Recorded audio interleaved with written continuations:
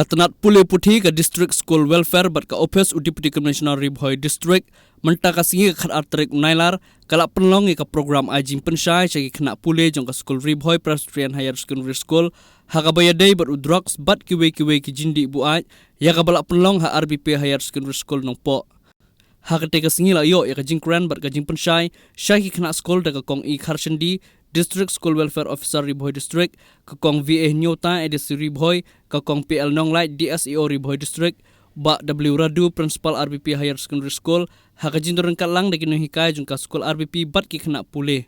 In our state, only 4 districts has been identified to implement this program. These districts are called vulnerable districts because as per the Narcotics Control Board, the report found out that these 4 districts are, they have the highest number of consumption of drugs, alcohol, as well as ganja. South governments, even though it's in the interior, but it shares the international border, so it has been identified as a transit route. But the amount of consumption in that district is not as alarming as it is in East Khasi Hills, West Garo Hills and West Jenke Hills district. It is a worrisome, trend.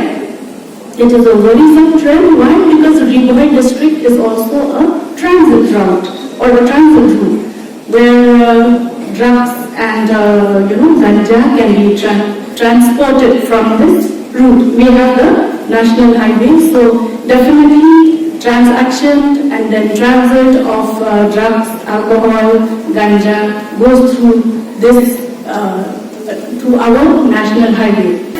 Make you forget your problems only for a short period. But when the effect of the drugs is over, then what happens? You're back to reality. You're facing your problems right back. And not only that, not only are you going to face your problems again, but you also will have to, the drugs will have affected your body, as what Madam had said. The drugs will have affected you physically, and also it would have disturbed your mind, and you'll lose your mind. So it's very important that you stay away from drugs. You do not entertain a thought of even trying it for the first time. Children, if we do this, most of us are Christians, we know that we cannot harm our body, but if we take drugs, we harm our body. We harm our body and we harm our mind, we harm our soul too.